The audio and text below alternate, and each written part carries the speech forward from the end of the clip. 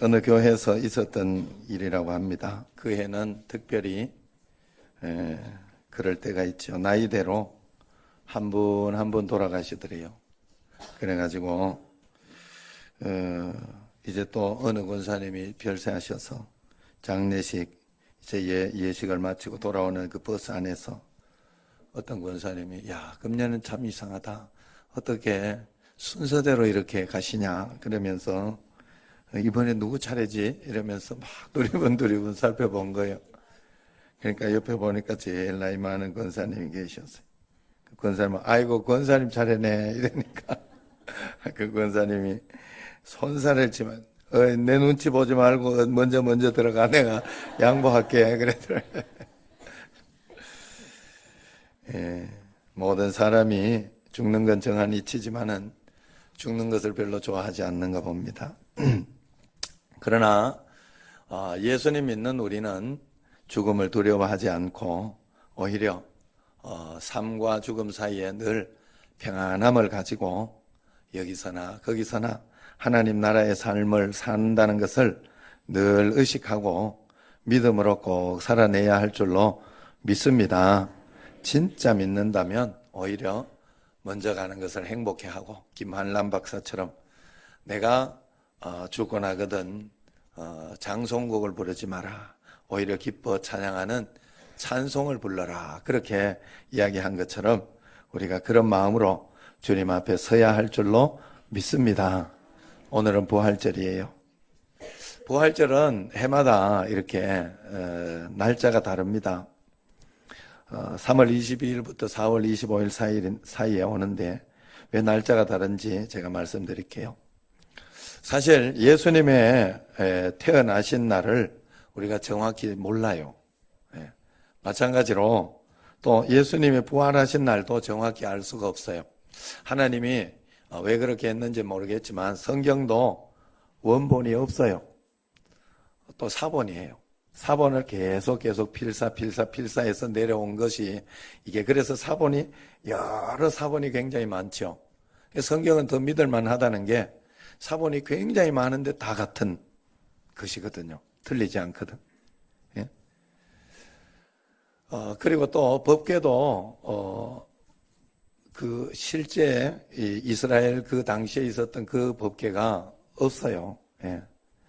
왜 그럴까? 그건 아마도 그게 있으면 그게 오히려 신격화가 되어서 우리는 그런 종교가 아니거든요. 뭐 사리를 가지고 석가모니의 이 뼈를 가지고 막 이렇게 그렇게 역사가 일어나고 하는 그런 종교가 아니에요.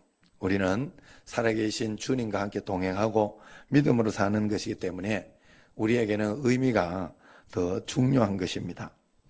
그래서 이 날짜에 대해서 굉장히 이게 서로 틀렸어요. 처음 3세기 동안 초대교회 때 3세기 동안에는 해마다 부활절을 지켜야 하는 날짜에 대해서 날카로운 서로 의견의 차이가 있었습니다. 그래서 동방에 있는 교회에서는 유대인들이 유월절 날을 계산하는 방법에 따라 부활절을 음력으로 그렇게 계산해서 결정했고요. 또 서방에서는 부활절이 언제나 주일인 일요일에 지켜져야 된다 해서 음력 날짜의 얽매이지 않고 주일을 중심으로 계산을 했어요. 그렇게 하고 또 금요일은 언제나 성금요일이 돼야 된다. 그렇게 주장을 했죠. 이렇게 서로 자기의 것을 고집을 부리다가 325년 니케아 회의 때 교회 회의 때 이제 결정이 된 것입니다. 이 결정이 바로 또 우리가 이렇게 부활절을 지키는 절기가 된 거예요. 그래서 이때 니케아 회의 때 이제 동방과 서방의 그 두 가지를 다 절충해서 받아들여 줬어요. 그래서 부활절은 춘분이 지난 다음 보름달이 뜬 후 이것은 음력으로 이렇게 보는 이 동방의 것을 따라온 것이고 그리고 첫째 주일 그렇게 다가오는 첫째 주일, 이건 서방의 것을 따라서 이렇게 정해준 것이죠. 이렇게 복잡하게 계산을 하다가 보니까 부활절은 해마다 달라지게 되는 것입니다. 그래서 금년 부활절은 이렇게 된 거예요. 춘분 3월 20일이 지나고 또 음력 2월 보름인 3월 28일이 지난 첫 주일, 이렇게 부활절이 되는 겁니다. 그러나 우리에게는 이런 날짜가 중요한 것은 아니에요. 예수님 믿는 우리는 거기에 얽매여 있거나 그렇게 해서는 안 됩니다. 우리는 부활하신 주님 지금 나와 함께 계시다, 실제로 영으로서 우리와 함께 동행하고 있다 하는 사실을 믿고 나아가는 것이 굉장히 중요합니다. 오늘 말씀은 우리에게 이런 믿음이 있는지 없는지를 우리에게 확인시켜주고 우리를 점검하는 그런 말씀이라 할 수 있어요. 요즘 인터넷에서 이렇게 보면 자살을 도와주는 그런 것이 있다고 그래요. 자기가 혼자 그렇게 죽기 무서우니까 죽여달라고, 편안하게 죽여달라고 비용으로 200만 원도 주고 그렇게 한다고 그래요. 심지어 자살하는데 서로 도와주자 하면서 동반 자살도 이렇게 많이 늘어나고 있다고 그럽니다. 여러분, 사람은 누구나 사람을 살리는데 도와주는 것이 원칙이에요. 죽어가는데 도와주면 안 돼요. 사실 저도 이렇게 살아가면서 저도 우울질의 어떤 성향이 좀 있습니다. 그래서 그런지 저도 사실 지금 당장 하나님 오시라 하면 그냥 다 버리고 갈 수 있을 것 같아요. 이 세상에 막 그렇게 살고 싶은 미련이 없어요. 저는 신기해요. 막 즐겁고 재미나고 그런 것이 아니라 그저 그냥 자녀들 또 가족들 이런 때문에 그래도 지금 하나님 더 이렇게 하나님 은혜 가운데 사명 있는 한 내가 살겠습니다 하고 그렇게 하는 것이죠. 그래서 또 내가 스스로 나를 죽이면 안 되잖아. 나를 살인하는 게 되니까. 자살은 그래서 안 됩니다, 여러분. 그래서 언제나 하나님 앞에서 꼭 주님 앞에 우리가 내 자신을 꼭 붙들어, 예수님 잘 믿는 사람은 그래서 꼭 그런 마음을 가지고 있어야 돼요. 자꾸 살려내야 돼요. 사람을 생명을 살려내고 또 영적으로 살아나게 하고, 그것이 굉장히 중요합니다. 그런데 우리가 오늘 우리가 부활주일 기뻐하는 것은 죽어가는 사람을 살려주는 것뿐만 아니라 이미 죽은 사람도 살려주는 분이 계시기 때문에 우리가 기뻐하죠. 그분이 누굽니까? 바로 하나님의 아들 예수 그리스도시다 하는 거예요. 예수님이 죽은 사람 앞에서 이렇게 말씀했습니다. 나는 부활이요 생명이니 나를 믿는 자는 죽어도 살겠고 무릇 살아서 나를 믿는 자는 영원히 죽지 아니하리라. 이것을 내가 믿느냐 그랬어요. 여러분은 이것을 믿고 있습니까? 여러분, 오늘 우리가 예수님이 우리를 구원하시려고 우리 죄를 담당하고 십자가에 죽었다가 다시 살아나신 그런 부활절입니다. 부활절을 맞이해서 오늘 본문에서 보면 예수님이 이미 죽었던 나사로를 살려주는 그런 내용이 나옵니다. 그 내용으로 오늘 은혜를 받고자 합니다. 예루살렘에서 2km나 되는 곳에 보면 베다니 마을이 있습니다. 거기에는 예수님이 사랑하는 나사로, 마리아, 마르다 이렇게 3남매가 살았어요. 예수님이 종종 예루살렘에 가시면 다른 곳에 가시지 않고 나사로의 집에 가셨어요. 거기 가서 쉬시고 이렇게 이제 나사렛으로 돌아오고 그렇게 했는데 이 나사로가 병이 들은 거예요. 예수님이 그동안 도움도 많이 받고 얼마나 사랑하는 나사로가 병이 걸려 죽게 되었어요. 마리아와 마르다가 곧바로 예수님께 사람을 보내서 우리 오빠가 병들어 죽게 되었다고 그 소식을 전했어요. 그것은 빨리 와서 기도 좀 해주시고 좀 살려달라고, 그런 뜻이 거기에 메시지에 들어있습니다. 그런데 예수님이 그 사랑하시는 그 나사로가 병들어 죽게 되었는데 가시지 않아요. 오히려 죽을 때까지 성경에 보면 기다렸다 하는 그런 뜻이 여기에 들어있습니다. 여러분, 죽음은 우리 모든 사람에게 이처럼 예고 없이 다가옵니다. 죽음을 피할 사람은 없어요. 이번에 어떤 청년 언니 형부가 32살인데 죽었어요. 망연자실 뭐라고 이야기해야 될지. 한 번 죽는 것은 사람에게 정하신 것이요 그 후에는 심판이 있다. 성경에는 히브리서 9장 27절에 그렇게 말씀하고 있습니다. 여러분, 사람이 태어났으면 죽기 때문에 하루하루 산다는 것은 죽음을 향해서 하루하루 달려가는, 죽으러 가는 것입니다. 그래서 우리는 언제나 죽음을 맞이할 준비를 하면서 살아야 되고 후회 없는 인생을 살도록 노력해야 됩니다. 예수님이 사랑하시는 자 나사로가 병들어 죽게 되었다는 소식을 듣고도 4절에 보면 이 병이 죽을 병이 아니라 오히려 하나님의 영광을 드러낼 병이다. 그렇게 이야기를 합니다. 그곳에서 오히려 이틀을 더 계시다가 사흘째 되는 날 예수님은 결심이 선 듯 제자들에게 유대 땅으로 가자. 그렇게 하면서 가신 거예요. 제자들이 유대 땅으로 가자 이렇게 이야기해서 예수님이 가자 이야기했을 때 제자들이 선생님 얼마 전에도 선생님 죽이려고 그것에 돌로 들어서 치려고 그렇게 했는데 그곳에 또 가려고 하십니까? 가지 마시죠. 그렇게 이야기를 합니다. 그때 예수님은 11절에 보면 우리 친구 나사로가 잠들었도다. 그러나 내가 깨우러 가노라 합니다. 이것을 죽음과 잠드는 것을 예수님은 같은 것으로 보는 거예요.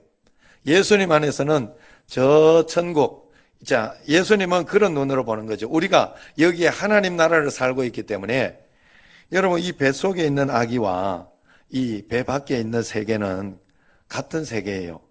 그런데 뱃속에는 이 뱃속 안에서 탯줄 안으로 이렇게 탯줄로 인해서 생명을 부여하고, 그죠? 그 양수 안에서 살아야 사는 거예요. 뱃속에서는 분명히. 그러나 이 배 밖에 자기가 삶의 120년, 100년의 삶이 기다리고 있는 거예요. 마찬가지로 우리가 이 육신의 눈에 보이는 3차원의 이 세계를 살고 있지만 이 100년, 120년 지나면 이제 떠나가서 죽음으로 넘어가지만 그 세계를 넘어가면 영적인 영원한 세계가 우리를 기다리고 있다는 거예요. 그 세계를 함께 살아가고 있으니 하나님은, 예수님은 잠자는 것과 죽은 것을 다르게 보지 않는 거예요. 그래서 죽은 것을 오히려 깨워내겠다. 그러니까 제자들은 그걸 잘못 듣고 잠잔다고 진짜 잠자는 것으로 듣고 뭐라고 합니까? 잠들었으면 깨겠네요. 그럼 안 가도 되겠네요. 이렇게 이야기한 거예요. 성경에서. 그냥 일어나겠지요. 잠들었으면. 그러나 예수님은 죽음을 두고 이야기했다. 성경에 이야기하죠.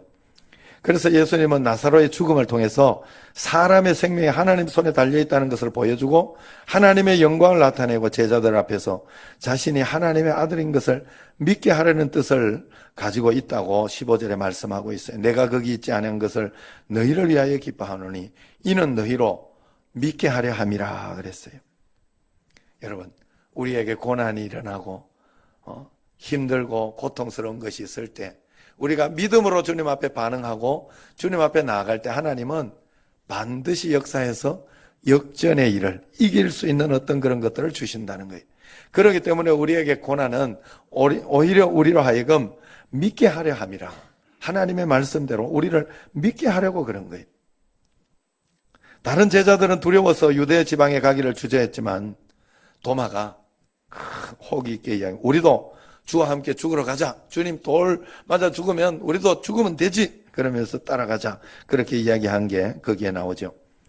예수님과 제자들은 위험하지만은 결국 유대 지방에 있는 나사로 집으로 갔습니다. 그때는 이미 나사로가 죽은 지 나흘이나 지났다고 합니다. 마중 나간 마르다가 21절에 예수님께서 여기 계셨으면 내 오라버니가 죽지 않았겠습니다. 그럽니다. 내 오빠가 죽지 않았겠습니다. 이야기해요. 오빠가 죽었다고 탄식하고 슬퍼하는 마르다에게 예수님이 내 오빠는 다시 살아날 거다. 이야기합니다. 그러자 24절에 보면 같이 한번 읽어봅시다.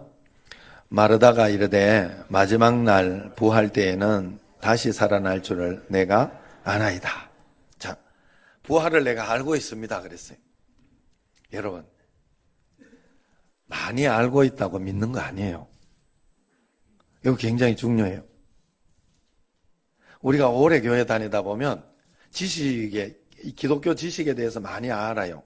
근데 믿지는 않아. 실제로. 믿음의 역사에 있어서 믿으려고 하면 믿어지지가 않는 거예요.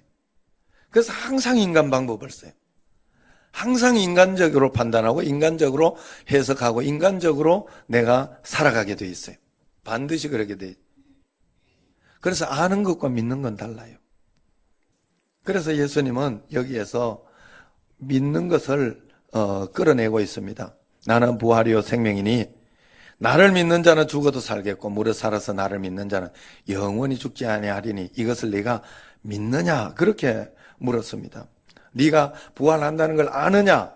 지식이 있느냐? 그렇게 물은 것이 아니라 부활한다는 것을 믿느냐라고 물었습니다. 예수님께서 중요하게 여기는 것이 믿음이라 하는 것입니다. 여러분, 그러므로 우리는 언제나 이 땅을 살아가며 예수님 믿으면서 내가 교회 몇 번 나왔냐 안 나왔냐, 물론 이것이 믿음의 발로이기 때문에 중요하지만 이거보다 여러분 더 중요한 것은 내가 실제로 하나님을 믿고 있느냐, 마음속에 믿고 있느냐 그렇지 않느냐가 중요해요. 그 속에 믿음을 하나님 앞에 보여드릴 때 보여드린 사람에게 역사가 일어나지, 겉으로는 믿는 것 같은데 속으로는 안 믿어. 그럼 역사도 그만큼 안 일어나게 돼 있어요. 여러분, 그래서 이 믿느냐 그렇게 했을 때 마르다가 주여 그러하이다, 주는 그리스도시요 세상에 오신 하나님의 아들이신 줄 내가 믿나이다 하고 고백합니다. 그때 이제 예수님은 나사로의 무덤으로 가게 됩니다. 여러분, 그 믿음을 보시고 그 다음 상황으로 움직이시잖아요. 바로 나사로의 무덤으로 가지 않아요. 그러고 난 뒤 그 다음에 무덤에 가서 어떻게 합니까? 나사로에 돌을 옮겨 놓으라 그래요. 그걸 또 우리 인간이 해야 된다 이 말이에요. 예수님이 돌 그냥 옮기고 살아나게 해서 나오게 하고 그냥 이렇게 동여매인 거 풀 수 있어요. 저절로 하게 할 수 있다니까. 그런데 예수님은 그렇게 하지 않아요. 돌을 옮겨 놓으라고 해요. 그랬더니 마음속에 믿지 않고 있으니까 어떻게 합니까? 마음속에 믿지 않고 있으니까 아이 주여 냄새 납니다. 뭐 때문에 열려고 하십니까? 그러는 거예요. 아직도 모르는 거예요. 그러니까 예수님께서 40절에 보면 네가 믿으면 하나님의 영광을 보리라 하지 않았느냐. 그러니까 그냥 순종하는 거예요. 사실 안 믿어졌을 거예요. 그래도 순종하는 거예요. 순종이라는 것은 여러분 그런 거예요.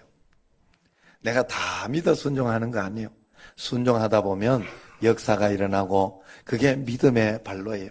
내가 다 알고 믿어서 그렇게 순종하는 건 아니에요. 그렇게 믿을 수, 인간은 절대로 하나님을 다 알 수 없어요. 여러분 생각을 해요. 우리 어린아이들 여기에, 어린아이 저기 뒤쪽에 아이를 안고 왔어요. 쟤한테 말이요, 부모가 쟤한테 이게 뭐야 이렇게 물으면 그걸 가지고 이거는 무슨 식물가로서 이러면서 이게 백합가로서 뭐 이러면서 막 이걸 설명해 줘. 나 애가 아는 거 아니에요. 어느 날 깨닫고 성숙하고 성장하면 알게 되는 거예요. 그래서 어린아이는 부모에게 먼저 순종함으로 따라올 수밖에 없어요. 그게 믿음이야. 그래서 어린아이들이 교회에 오고 이렇게 할 때 유아세례를 주는 이유는 부모의 믿음을 증가시켜 주는 거예요. 그때까지는 애는 부모를 믿기 때문에 그만큼 믿음이 있어요. 부모가 믿는 만큼 믿음이 있는 거예요. 여러분, 그래서 우리가 하나님 앞에서 그 믿음을 꼭 가져야 됩니다. 그래서 주님 앞에 이제 옮겨놓으라. 그러니까 순종하고 옮겨놓으니까 그 믿음을 통해서 죽은 지 나흘이나 지난 나사로를 살려주는 거예요. 여러분, 오늘도 예수님이 우리에게 똑같이 나는 부활이요 생명이니 네가 이것을 믿느냐 묻고 있습니다. 우리가 그 질문에 어떻게 대답해야 합니까? 내가 부활을 알고 있습니다. 그렇게 대답하는 것이 아니라 내가 부활을 믿고 있습니다. 내가 이론적으로 다 알고 있습니다가 아니에요. 내가 믿고 있습니다. 실제로 의지하고 실제로 주님 바라보고 십자가 지고 순종하고 있습니다. 고백해야 됩니다. 여러분, 예수님 믿으면 예수님 어떻게 해주신다고 했어요? 죽어도 살고 살아도 살아서 믿는 자는 영원히 죽지 아니하리라 이야기합니다. 여러분, 부활과 생명이신 예수님을 믿는 성도는 죽음으로 끝나지 않고 부활하신 예수님처럼 반드시 다시 살아나게 되어 있다 하는 거예요. 그런데 믿지 않는 세상 사람들은 사람이 죽으면 끝나지 어떻게 부활하고 무슨 천국으로 가냐 믿지 않고 의심합니다. 그러나 성경에서는 죽음으로 끝나는 것은 죽음은 새로운 시작이라, 끝나는 것이 아니라 새로운 시작이라 이야기해요. 방금도 이야기했듯이 어머니 뱃속에 있는 아이가 세상에 나오면 새로운 세계로 다시 태어나는 것처럼 죽음도 마찬가지입니다. 사람이 죽음으로 이 세상에서 육신의 삶은 끝나지만 또 다른 영원한 천국으로 삶으로 다시 태어나게 되는 거예요. 벌레가 꼬치가 되고 꼬치가 나비가 되어서 하늘을 나는 것처럼 우리는 죽음으로써 우리의 영원한 천국으로 훨훨 날아 올라가는 것입니다. 오늘날 세계적으로 죽음에 관한 최대 연구가는 하버드 대학의 정신의학자 엘리자베스 퀴버러스라는 분입니다.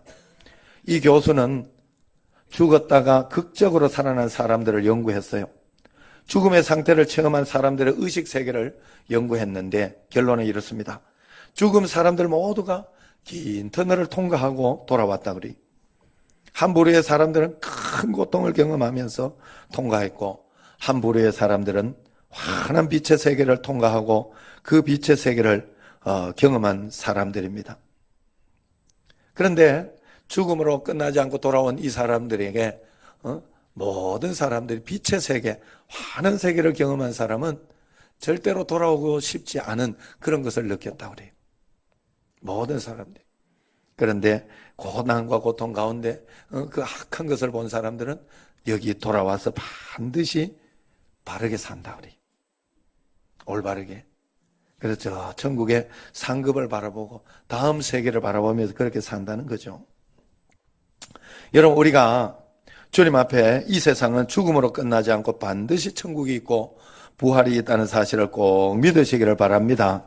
그래서 죽음으로 끝나는 이 세상에만 얽매이지 말고 천국에 갈 것을 준비하면서 다시 오시는 날 부활하게 될 것을 믿으면서 이 땅에서 저 천국의 상급을 준비하며 사는 그런 성도 되어야 된다 하는 거예요. 예수님이 내가 부활이요 생명이다 말씀하신 대로 죽은 지 3일 만에 부활하여 첫 열매가 되신 것처럼 고린도전서 15장 20절에 보면 그리스도께서 죽은 자 가운데서 다시 살아나사 잠자는 자들의 첫 열매가 되셨도다 했습니다. 예수님이 첫 열매로 부활했으니 부활하신 예수님 믿는 우리도 다시 부활하게 된다 말씀하십니다. 여러분, 그러므로 우리가 말씀대로 믿어야 됩니다. 믿으면 그 믿음대로 행동할 수밖에 없어요. 부활이 없는 사람처럼 이 땅이 전부인 것처럼 여기서 먹고 사는 일에만 일희일비하지 말고 부활이 있는 사람처럼 상급을 받는 사람처럼 헌신하고 금식하고 기도하고 전도하고 헌금하고 봉사하는 그런 여러분이 되어야 할 줄로 믿습니다. 이제 교육관 건립 기념으로 예수사랑 큰 잔치를 이제 다음 주일 50일 선포주의를 시작으로 같이 하게 됩니다. 여러분, 여기에 부활의 믿음을 우리가 그것으로 우리가 한번 증명해 보면 좋겠습니다. 전도는 돈 드는 것도 아니고 교회에서 이렇게 하나하나 이렇게 주면서 어느 날은 적어라, 어느 날은 이걸 줘라 그러면서 하나하나 우리가 스스로 이제 작년에는 도움을 받아서 했지만 이번에는 스스로 해보는 거니까 여러분이 즐겁고 행복한 마음으로 거기에 동참하면 한 해 농사 짓는 거 아니야. 한 해 농사. 이 농사를 이번에 잘 지어야 되겠다. 감사한 건 제가 요번에 어제 갑자기 선에 시어머니가 왔어요. 와가지고 애기 보러 왔다가 이제 왔는 길에 내한테 또 인사한다고. 다른 날도 몇 번 왔다 갔다 한 것 같기는 한데 이제 부활주일이라고 이제 그런 것 같아요. 그래가지고 과일도 사오고 이렇게 했는데 거기 와서 이제 이야기를 하는데 꿈을 꿨다는 거예요. 이분이 내가 사실 여기 오기 2주 전에 아무도 내가 이야기 안 했거든요. 이야기 안 하고 탁 있었는데 꿈을 꿔가지고 내가 가는 걸 꿈을 꿨어요. 나 이런 꿈을 꿨는데 목사님 뭐예요? 이러더라고. 그래서 그때 이제 처음으로 그분한테 제일 먼저 이야기를 했었어요. 그래, 다른 분들 이야기는 하지 마라. 그냥 그때 내가 이야기할 때까지 하지 마라. 그렇게 이야기해 준 적이 있는데 이번에도 꿈을 꿔가지고 왔어요. 어떤 꿈을 꿨냐 물었더니 이 벚꽃이 활짝 피었더래. 벚꽃이 이렇게 피는데 벚꽃나무에 벚꽃 열매가 주렁주렁 맺혔대. 예. 선에 가서 물어봐. 진짜 주렁주렁 맺혀. 벚꽃이. 우리 여기 교회. 그래서 그건 뭐냐고 그래. 우리가 예사랑 큰 잔치 하는데 열매가 맺히려나 보다. 제가 그렇게 해석했습니다. 여러분 그냥 순종하고 잘 따라와 보시기를 바랍니다. 원래 좋은 것으로 우리가 하나님 앞에서 한 걸음 한 걸음 주님의 은혜 가운데 분명히 있습니다. 그래서 하나님 앞에 우리가 이것을 잘 드릴 때 하나님께서 놀랍게 축복해 주시고 역사해 주실 줄로 믿습니다. 단순하게 믿으면 돼요. 하나님 살아계시고 하나님은 그 믿음을 보시고 우리를 사용하실 것이에요. 매일매일 부활하신 주님과 동행하는 믿음 가지고 이제 또 17일에 되면 또 4월 17일 지금 한 보름 있다가 보름 넘어서 이제 17일 되면 릴레이 기도를 적습니다. 일주일에 1시간씩 매일 1시간씩 꼭 하면 더 좋고, 그걸 못하면 일주일에 한 번이라도 내가 1시간 와서 기도하겠다. 다른 사람 적어놔도 거기 옆에 적으면 되니까 크게 해놓은데 거기다가는 적지 말고 옆에 종이 하얀 종이 있으니까 거기 적으셔서 여러분들이 동참하시길 바랍니다. 그래서 그렇게 하면서 하나님 앞에 할 때 하나님께서 여러분을 크게 인도해 주시고 분명히 든든하게 세워주실 것입니다. 부활하신 주님과 함께 늘 동행하면서 행복하고 복된 그런 삶을 살아내는 여러분과 저가 되기를 주의 이름으로 축원합니다. 기도하겠습니다.